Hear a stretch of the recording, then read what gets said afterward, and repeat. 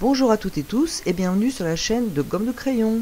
Je suis ravie de vous retrouver aujourd'hui et vous êtes de plus en plus nombreux pour ces vidéos sur l'aquarelle. Eh bien écoutez, je vous en remercie et je tiens à vous dire que je suis tout à fait contente.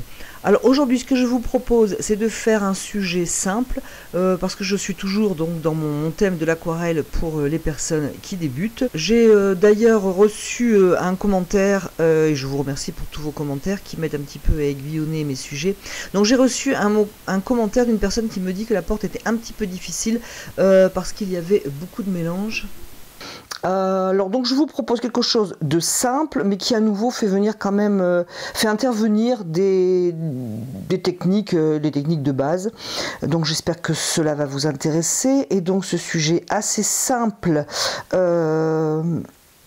mais peut-être pas si facile à réaliser, et nous en parlerons plus tard, va donc être une branche. Donc j'ai dessiné une branche toute simple. Alors j'avais pensé au départ peut-être mettre un oiseau, d'ailleurs pourquoi pas, hein, si vous réalisez cette branche, vous pourrez très bien ajouter un oiseau ici, c'est tout à fait calculé pour. Du coup, c'est une feuille qui fait je sais pas combien, je vais vous le dire, et moi j'ai rétréci le format à 22 cm sur 20. Je pense que même si elle était réalisée quand vous voulez l'accrocher, ça serait un beau format. J'ai pris le papier I Love Art, donc qui à l'origine donc fait 24-32. Donc papier I Love Art, qui est vraiment très bien, 300 grammes, grain fin. J'en suis très contente pour faire tout un tas de choses. Voilà, donc aucun souci là-dessus. Donc moi ce que je vais faire pour cette branche, je vais peindre uniquement la branche, je ne vais pas faire le fond. Du coup je réfléchissais et ben, les choses ne sortent pas comme ça directement. Il a fallu que j'y réfléchisse. Je me disais si je voulais faire un fond, comment je ferais.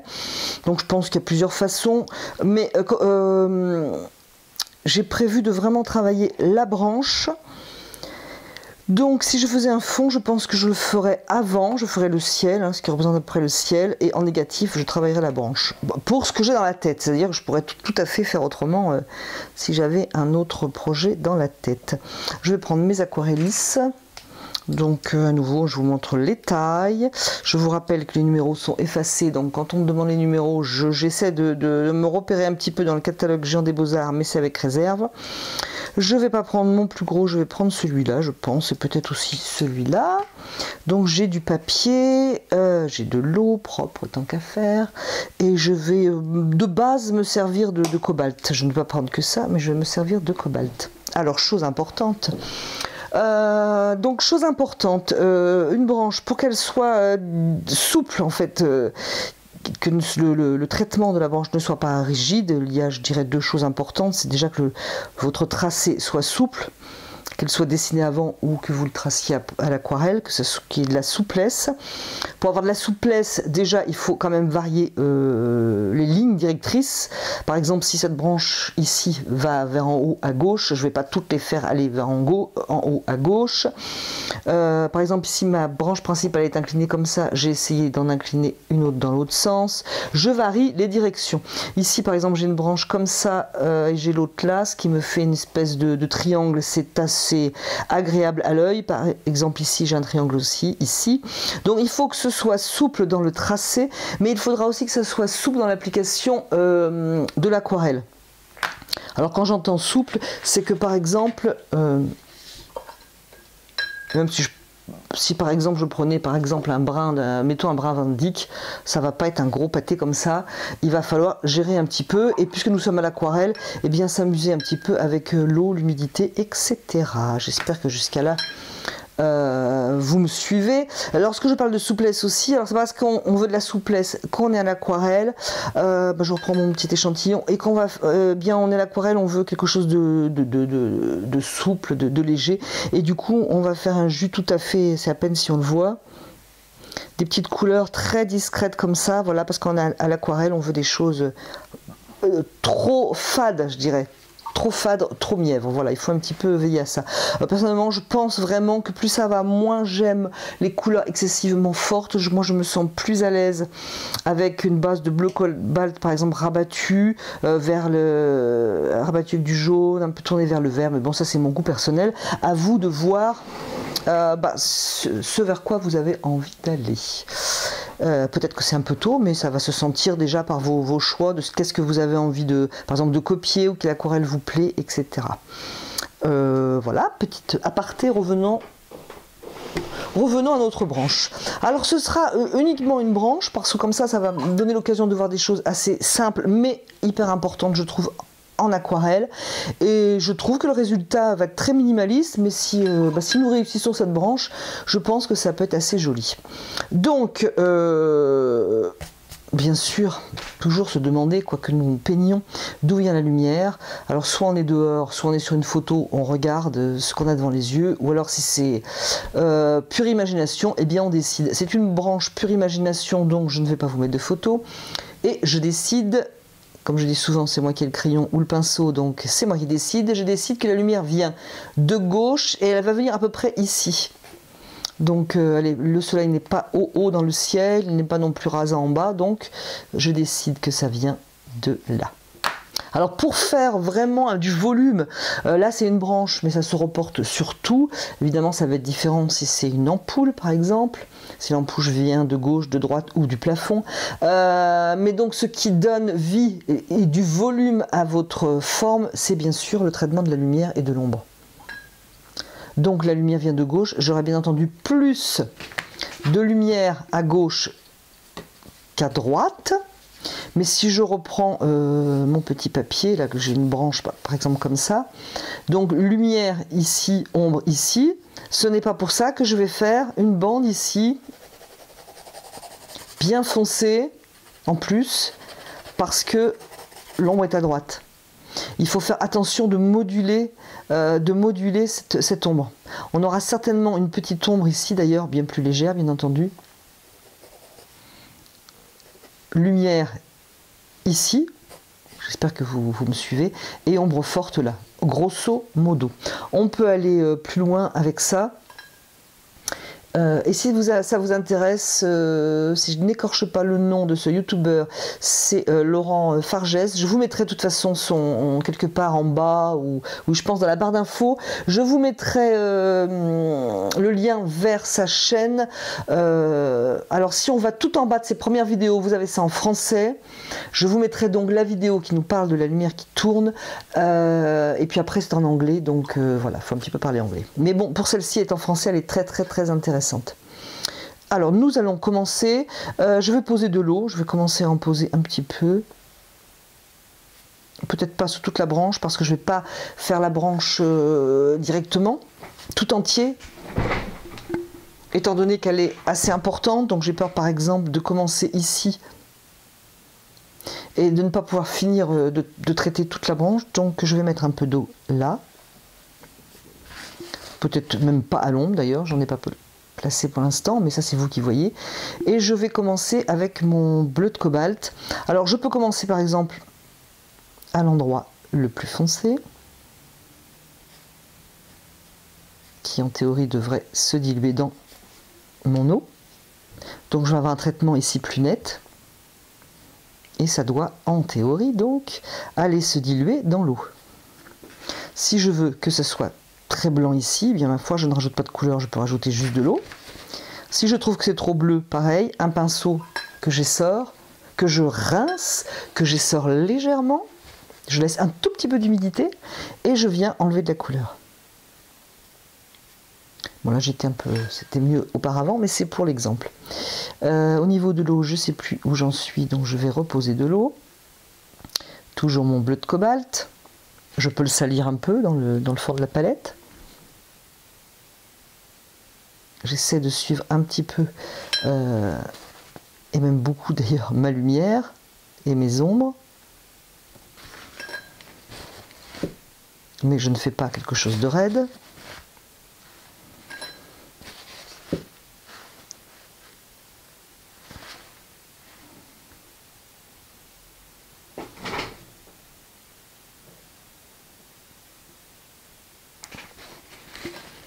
Alors je vais interrompre la vidéo parce que j'ai le soleil sur la feuille et bah, écoutez, justement pour vous montrer, pour pas que ça sèche droit, j'ai passé un petit coup de pinceau humide. Donc je pense que l'image sera mieux. Donc je reprends mon bleu de cobalt que je salis ou non au fond de la palette et je commence, enfin moi ici, dans ce cas, j'ai commencé par la zone la plus à l'ombre. Mais peut-être on pourrait commencer par la zone éclairée. Alors je vais peindre le dessous de la branche qui a peu de lumière. Je peux carrément commencer sur papier sec comme je viens de faire ici.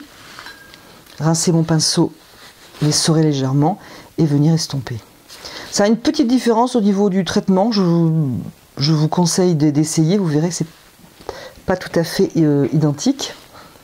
L'eau ne part pas de la même manière. J'ai une petite préférence pour cette méthode, surtout pour un arbre, mais c'est pas gravé dans le marbre. Où en suis-je? Vous remarquerez que les branches au niveau du dessin s'affinent hein, lorsque nous partons vers le haut de l'arbre. Je peux d'un coup de pinceau adoucir un petit peu ma ligne. Voilà. Comme ça j'ai une branche qui est légèrement floutée.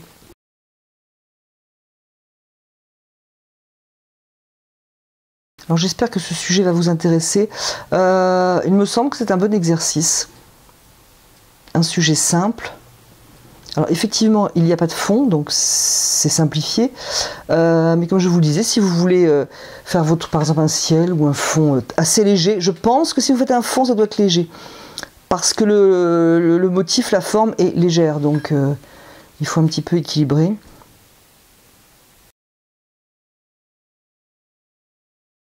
Je vais passer ici de l'eau propre et je vais continuer exactement le même traitement.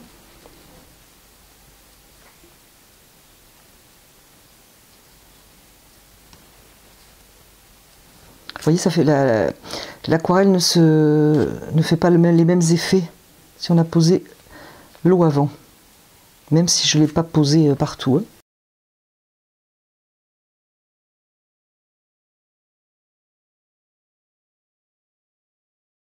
Je peux tout à fait, dans cette aquarelle qui vient d'être posée et qui est encore très humide, rajouter par exemple du bleu de cobalt. À partir du moment où c'est dans l'eau, vous vous en rappelez, ça ne craint rien. Où c'est risqué les auréoles, c'est quand ça commence à sécher. Donc par exemple moi en bas, ça doit commencer à sécher. Parce qu'il y a peu de surface, donc mouillé, ça va sécher vite. Et là, il faut faire attention. Quand c'est mouillé comme ça, on a moins de risques. Du coup, ma lumière vient ici. Je vais toujours poser l'eau à gauche. Ben, vous avez la joie d'entendre des chiens. Et je vais poser mon bleu.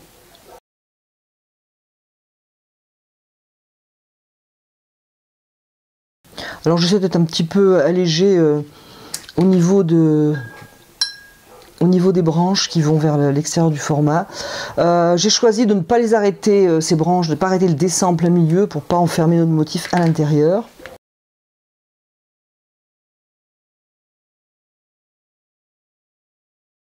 Alors, moi ce que j'aime bien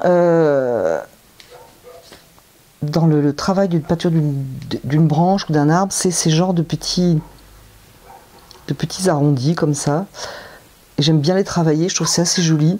Ça donne un effet, des effets que j'aime beaucoup. Et du mouvement.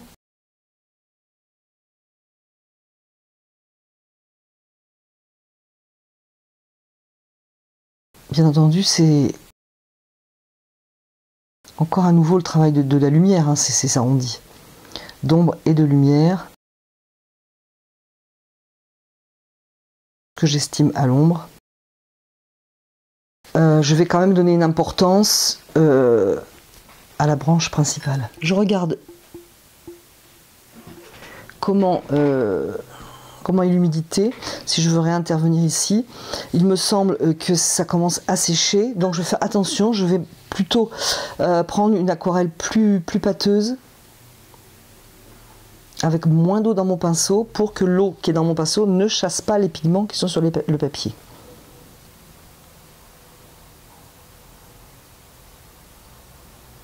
Ou alors je peux aussi attendre que ça sèche totalement.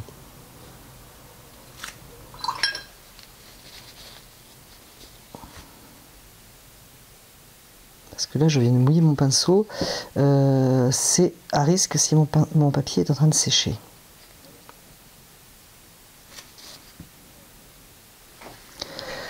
Alors je vais juste continuer 2 ou 3 petites choses et puis ensuite faire une pause pour blablater avec vous. Enfin moi toute seule, mais j'espère qu'il y a quelqu'un qui m'écoute au bout.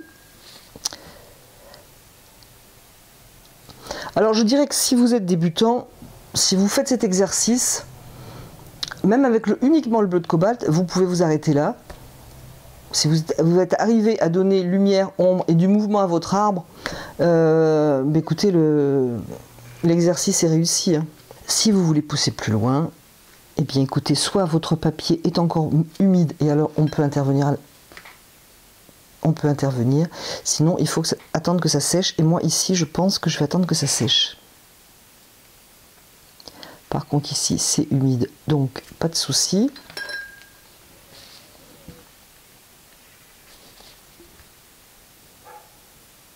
Il faut bien comprendre que même du côté gauche qui est le plus à la lumière, il y a quand même des ombres au côté éclairé.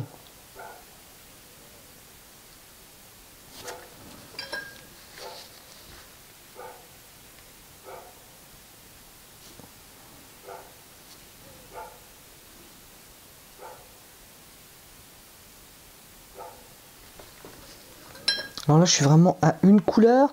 Je peux très bien maintenant mettre de l'auréoline ou, si vous avez peur un petit peu de l'acidité de ce jaune auréoline, un petit peu de jaune clair. Mais pour l'instant, donc si vous êtes débutant, moi je dirais arrêtez-vous là. Vous avez réussi déjà la ligne, le volume, on est bien.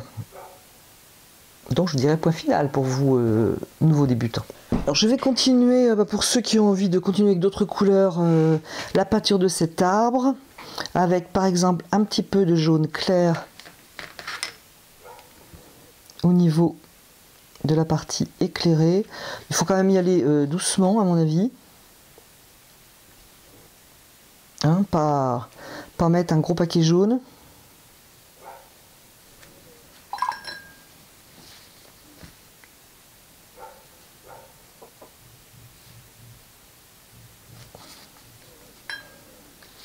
Attention que le jaune et le bleu ne se mélangent pas si vous ne voulez pas du vert.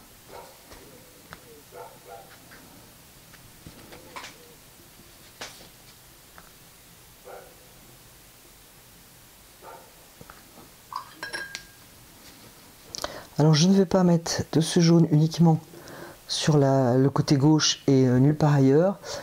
Je vais trouver dans la partie à droite quelques endroits où poser mon jaune. Je ne sais pas où, mais il faut absolument en trouver. Voilà. Alors, qu'est-ce que ça donne? Je vais faire un mélange encore un petit peu plus foncé pour retravailler l'ombre. À la limite, comme ça, hein, ça m'irait bien. Je vais prendre du brun Van Dyck que je vais mettre je sais pas où dans la palette, avec un peu de bleu de cobalt.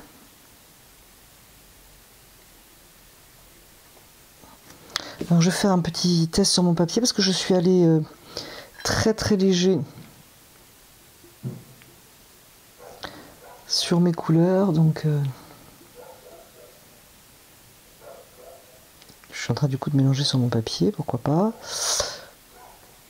Et je peux retravailler, repasser en fait par dessus. Alors par contre j'ai pas posé d'eau, hein, je vais le travailler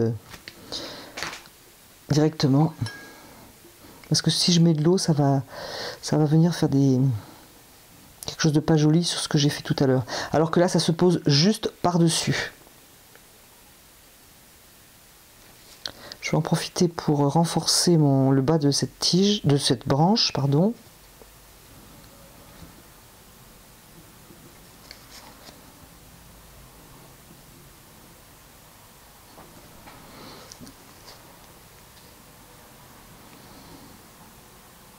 Alors je ne vais pas à nouveau, avec cette couleur foncée, faire une bande tout au côté droit de ma branche. hein, ça serait trop raide. Je vais venir poser un petit peu de cette couleur un petit peu plus foncée à certains endroits. Mais alors, il ne faut pas poser toute une bande comme ça sur le côté droit. Il faut un petit peu laisser de l'air, je dirais, entre les couleurs. Mais d'un autre côté, il faut qu'elles soient liées. C'est-à-dire qu'il ne faut pas non plus, par exemple, poser du foncé ici, du foncé là, et puis plus rien. Hein, les couleurs doivent un petit peu communiquer. Vivre, je dirais, les unes avec les autres.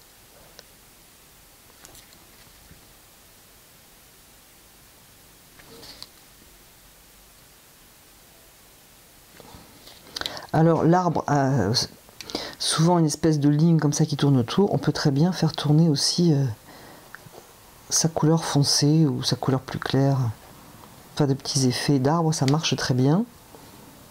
Par exemple, je peux venir poser ici du foncé.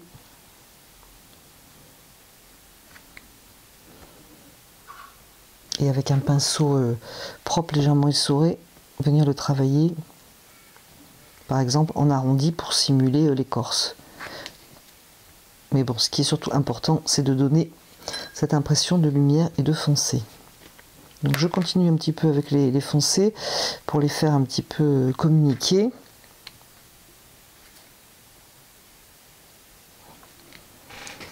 Alors je suis restée douce dans mes couleurs, hein.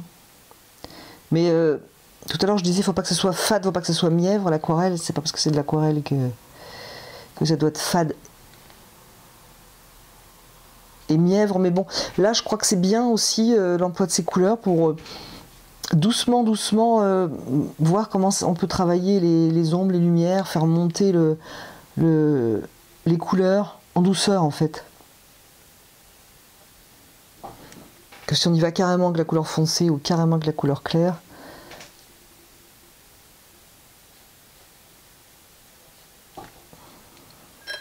alors je vais rester plus clair en haut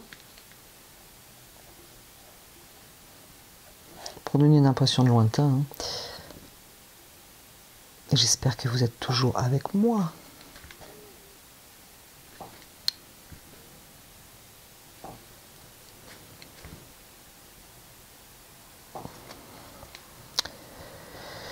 Voyons voir, ici aussi je peux estimer que la lumière ne passe pas dans ce petit creux, ou du moins passe difficilement. Parce que si le soleil, la lumière arrivait comme ça, comme je vous le disais, elle taperait surtout plus ici que vraiment au bord.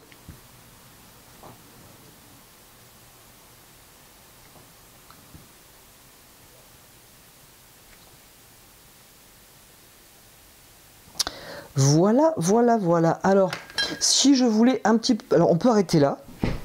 Moi, je trouve que c'est très doux. Honnêtement, ce n'est pas parce que c'est moi qui l'ai fait, mais j'aime le résultat.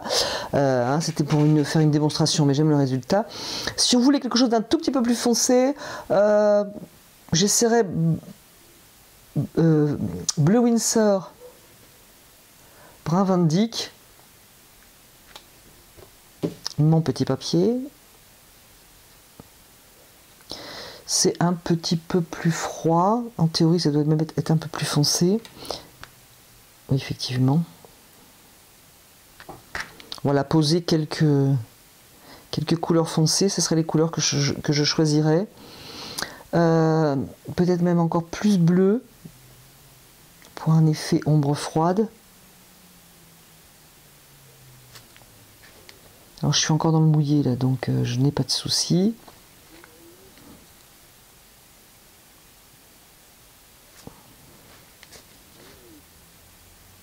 Alors si l'aquarelle vous intéresse et que vous avez envie de la travailler, moi je trouve que ce genre d'exercice tout en... Je dirais on y va doucement, en finesse, c'est très intéressant pour apprendre à faire vivre vos aquarelles. N'hésitez pas à me dire ce que vous en pensez, hein. Parce que du coup moi je rebondis sur je me sers de vos commentaires pour un petit peu ciblé, donc c'est super, j'ai eu plein de retours. Enfin, j'ai pas eu autant de retours qu'Enjoy Phoenix, mais quand même. Quand même.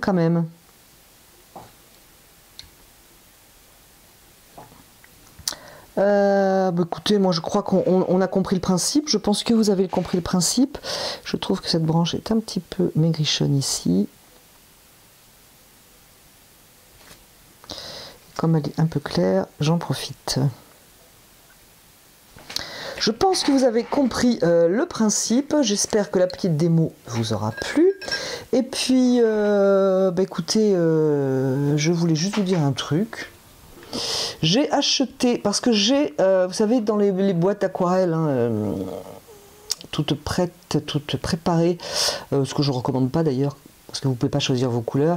Il y a souvent de la gouache, donc moi je me servais des gouaches que j'avais eues dans des boîtes toutes prêtes. Je dois avoir de la gouache qui doit autant avoir 20 ans, donc c'est peut-être pas l'idéal.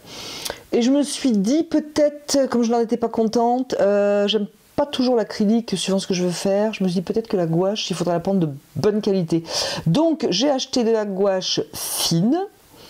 Et bien je voulais le tester, je voudrais le tester un jour, mais je ne vais pas le tester aujourd'hui parce qu'il n'y a aucun intérêt d'aller mettre du blanc.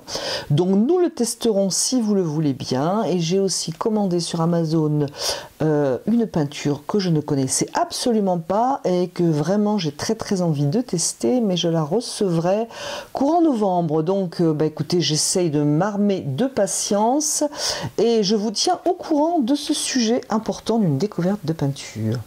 Allô. Eh bien écoutez, j'espère que le sujet vous aura intéressé.